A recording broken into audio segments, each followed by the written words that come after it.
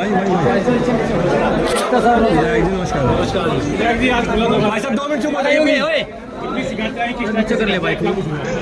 बात तो खुला दरबार कोई दरबार वाला काम नहीं करता। जन समस्याओं का सुनवाई थी यहाँ पर। इन्होंने मुझे जिम्मेदारी दी है सेवा करने की और मैं उसी भावना से यहाँ पर आया था और सारे अधिकारियों के साथ बैठकर। अभी तक क्या होता था कि आते थे मेरे पास, मुझे फ़ोन करना पड़ता था, फिर वहाँ से जवाब कुछ आता था, तो बहुत लंबा प्रोसीजर था। मैंने सोचा ये जो 10 घंटे का काम है क्यों ना इसको 3 घंटे में निपटाया जाए। तो यहाँ क्योंकि सब अधिकारी भी होते हैं, साथ के साथ सारी चीज़ें जो है सामने भी आ जाती हैं और उसका सॉल्यूशन भी निकल आता है। तो मुझे लगता है लोगों को इससे ज़्यादा सहूलियतें रहेंगी और मैंने यही जो है निश्चित किया है कि हर सोमवार को 2 से 5, एक सोमवार समालखा ब्लॉक में, एक सोमवार बापोली ब्लॉक में जन समस्याएं सुनूंगा और सब अधिकारियों के साथ बैठकर उनका निवारण करने का अपना प्रयास करूँगा। विधायक जी 11 साल हो गए मोदी सरकार को, आप इसके कार्यकाल को कैसे देखते हैं? 11 साल में मेरे को बताने की ज़रूरत नहीं है, आम जनमानस को पता है 11 साल में क्या क्या काम हुए। ऐसे ऐसे काम हुए जो कई सौ सालों तक हमारे हिंदुस्तान में नहीं हुए। और जो सबसे बड़ी बात जो मुझे लगती है, एक जो निर्णायक सरकार जो हमें पहली बार हिंदुस्तान में मिली है, चाहे वो पाकिस्तान को लेकर हो, चाहे वो 370 धारा हटाने को लेकर हो, चाहे वो राम मंदिर को लेकर हो, जो एक डिसाइसिवनेस जो हमारी सरकार ने दिखाई है, मुझे लगता है ऐसी सरकार आज से पहले कभी हमारे हिंदुस्तान में नहीं आई और ना कभी आएगी। तो मोदी जी जिस तरह से फैसले लेते हैं और उनको प्रभावशाली ढंग से उनको एकदम जो ग्राउंड लेवल पर लागू भी करते हैं। लोग कहते थे राम मंदिर बनने पर बहुत सारे ये हो जाएगा, झगड़े हो जाएंगे, दंगे हो जाएंगे, एक चूही का बच्चा नहीं मरा। 370 हटी, कहते थे कश्मीर में कत्लेआम हो जाएगा, कहीं एक किसी का नुकसान नहीं हुआ। पाकिस्तान की वजह से हुआ ना, पाकिस्तान के तो हमने पहले से भी हो रहे थे, लेकिन उसके बाद जो मोदी जी ने कदम उठाया है वो उससे पहले आज तक किसी ने उठाया क्या? इंडस वाटर ट्रीटी जो रद्द करने का जो अगर कोई दम रखता है तो हमारे माननीय प्रधानमंत्री मोदी जी हैं, जिन्होंने भारत को जो है आगे बढ़ाने का काम किया है। चौथी अर्थव्यवस्था, सबसे बड़ी चौथी अर्थव्यवस्था बनी है हमारा भारत देश। इससे पहले कभी सोच सकता था कि हमारा भारत देश भी इतना आगे बढ़ेगा?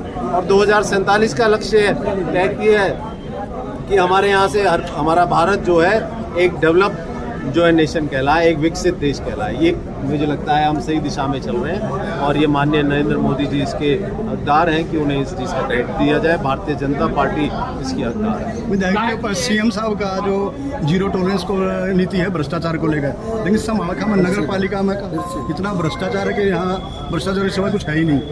यहाँ भी ताज़ा मामला मेडिकल हॉस्पिटल जो बनाया है, यहाँ 100 बेड का हॉस्पिटल बन गया, 640 वर्ग गज भूमि जो नगर पालिका की कब्जा दी है, तो इस पर आपने क्या संज्ञान लिया जी? बिल्कुल उसकी जांच हो रही है, एसडीएम साहब के पास उसकी जांच है और अगर ऐसा है तो दोषियों को सजा भी मिलेगी और उसके खिलाफ पूरा मुकदमा और कार्रवाई भी होगी।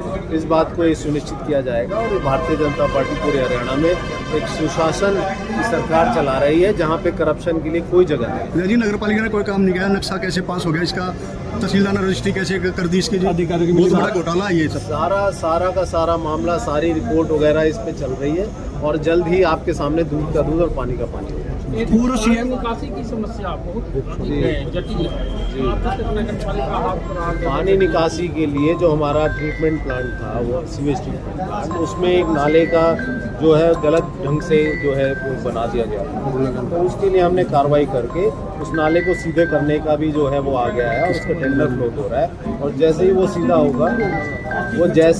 होगा एक तो उससे जो है पानी की समस्या जो खराब की कम होगी, दूसरा नया STP भी मंजूर हो गया हमारे यहाँ पे, तीसरा हमने 90 किलोमीटर की सीवेज लाइन का भी जो है आगे टेंडर मतलब वो आगे जो उनसे मंजूरी ले ली है, जो जल्दी से जल्दी उसका भी काम शुरू। सीएम साहब के आदेश थे जी 15 जून तक सभी नालों की सफाई होनी थी और सभी गड्ढे भरने थे, लेकिन समालखा में तो गड्ढे भी हैं अभी और ना ही नालों की सफाई हुई है। सीवेज जो है काफ़ी जो है सफाई हुई है, ऐसा नहीं कह सकते हैं आपकी नहीं हुई है, आप जाके देखिए।